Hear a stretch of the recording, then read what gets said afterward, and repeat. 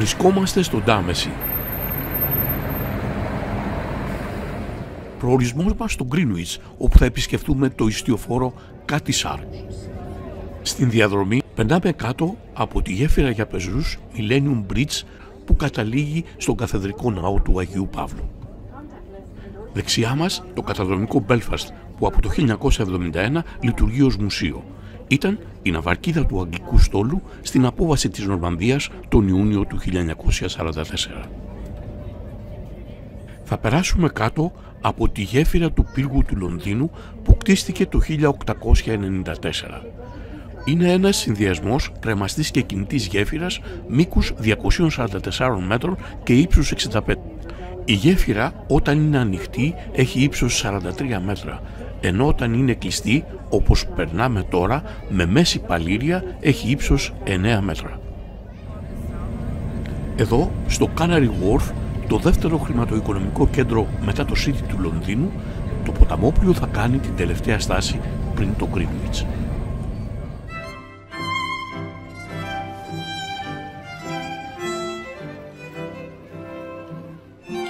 Το φημισμένο ιστιοφόρο Cutty Sark καθελκύστηκε στον ποταμό Clyne στον Dumbarton της Σκωτίας τον Νοέμβριο του 1869. Το όνομα Cutty Sark, όπως φαίνεται και στο ακρόπρορο του ιστιοφόρου, είναι το ψευδόνυμο της νεαρής μάγισσας Nanny D, η οποία, σύμφωνα με το μύθο, κυνηγάει με μεγάλη ταχύτητα τον Tamon Sander, αρπάζοντας την ουρά του αλόγου του πριν αυτός δραπετεύσει διασχίζοντας το νερό. Το περίεργο όνομα αυτό το έδωσε ο πλειοκτήτης από το ποίημα του Robert Burns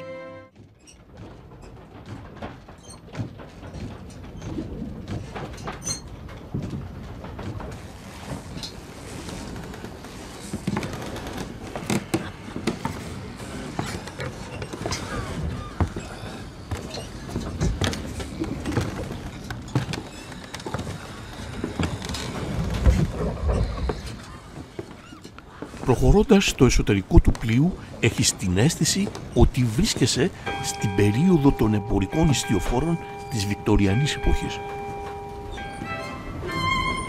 Εκείνη την εποχή επικρατούσε η άποψη να μεταφέρεται γρήγορα από την Κίνα στην Αγγλία η νέα σοδιά τσαγιού.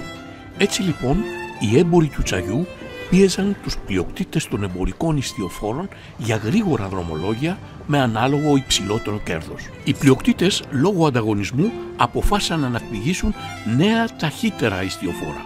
Όπως ο Σκοτσέζος εφοπλιστής John Willis ανέθεσε στον ναυπηγό Ηρακλή Λίντον να κατασκευάσει ένα ιστιοφόρο τόσο γρήγορο όσο η νεαρή μάγισσα με το ψευδόνυμο Cutty Sark.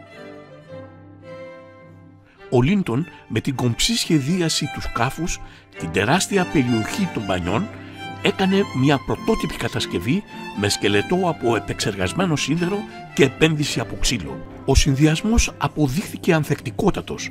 Το Cutty Sark, ταξιδεύοντας σε όλες τις θάλασσες του κόσμου, απέκτησε τη φήμη του ταχύτερου εμπορικού ιστιοφόρου της Βικτωριανής εποχής.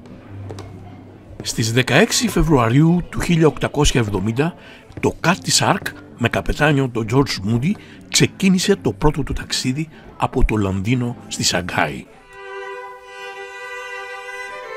Το τσάι έκανε την εμφάνισή του στην Αγγλία στα τέλη του 1650. Η διάδοσή του οφείλεται στην πριγκίπισσα Κατερίνα, σύζυγο του Καρόλου του Δευτέρου.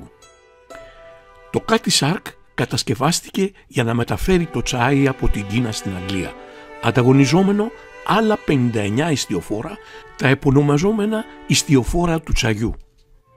Στο Λονδίνο, η εκφόρτωση των φορτίων από την Κίνα γινόταν στην αποβάθρα της Ανατολικής Ινδίας, στη βόρεια όχθη του Τάμεση, εκεί όπου σήμερα βρίσκεται το Canary Wharf.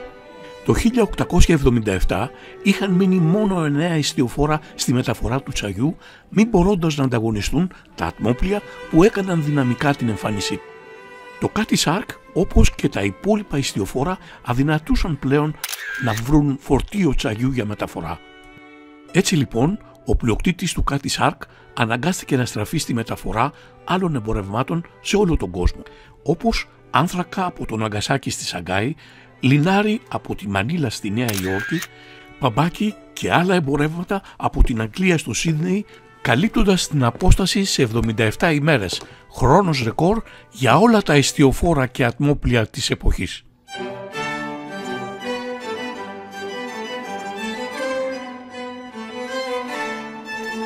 Τον Ιούλιο του 1895, ο πλειοκτήτης του Cutty Sark, John Willis, μη έχοντας πλέον την κερδοφορία που ανέμενε από το πλοίο, το πούλησε σε πορτογαλική ναυτιλιακή εταιρεία, η οποία άλλαξε το όνομά του από Cutty Sark σε Ferreira. Το Ferreira όλη την περίοδο αυτή ταξίδεψε στα λιμάνια του κόσμου, όπου εκεί το αναγνώριζαν ως Cutty Sark.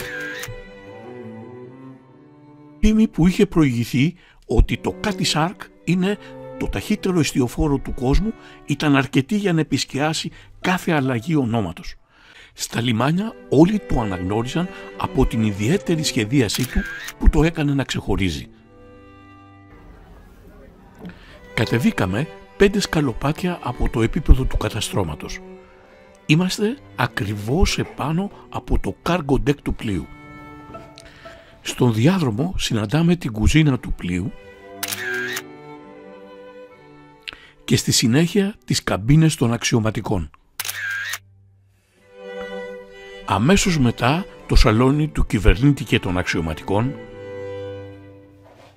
και ακριβώς δίπλα, κάτω από τη γέφυρα, την καμπίνα του καπετάνιου.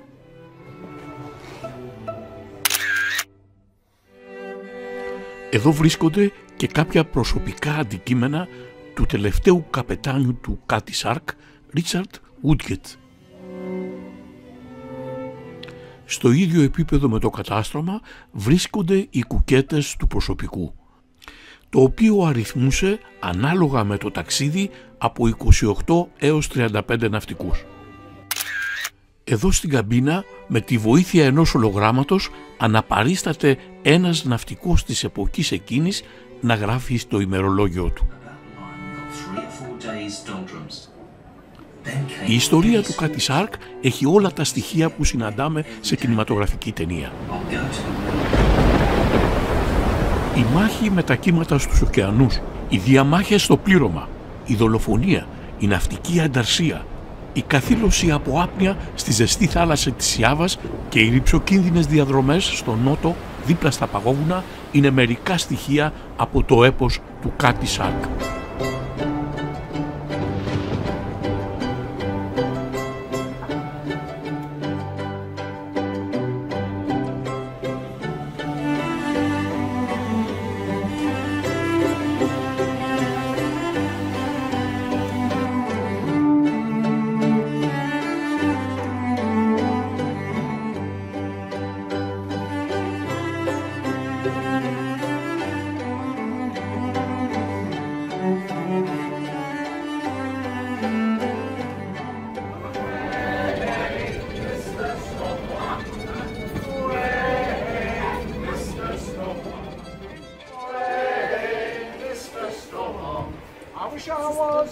Τη γέφυρα του πλοίου την είχε καταλάβει ένα γκρουπ επισκεπτών, ενώ από το μουσείο με αυτό τον παραστατικό τρόπο μας μετέφερε πίσω στην εποχή των ιστιοφόρων.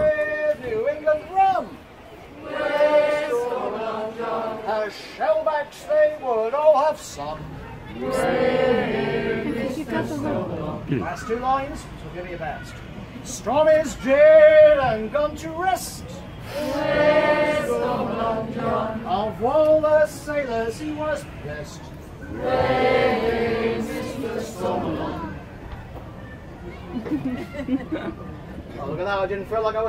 Όταν τελείωσαν, κατάφερα να γίνω κι εγώ κυβερνήτης στο Cutty Sark.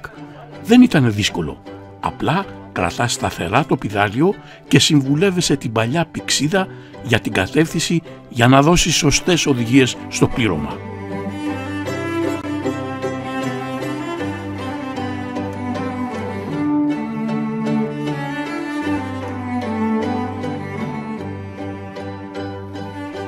Όμως όλα έχουν ένα τέλος.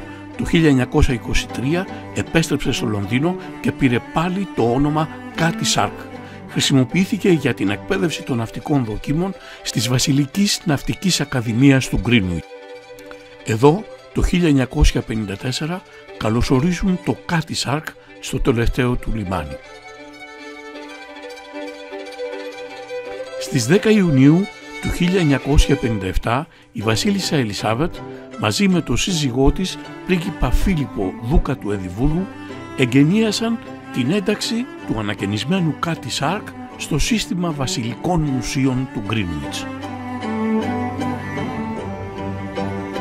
Τώρα θα με ακολουθήσετε κάτω από το πλοίο, να δείτε ότι εκτός από το όνομα υπάρχει και κάτι άλλο μαγικό.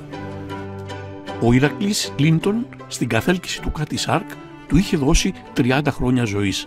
Το Cutty Sark όμως συνέχισε να ταξιδεύει στις θάλασσες του κόσμου για 84 χρόνια και σήμερα βρίσκεται εδώ έτοιμο να ταξιδέψει τους επισκέπτες στη δική του ιστορία.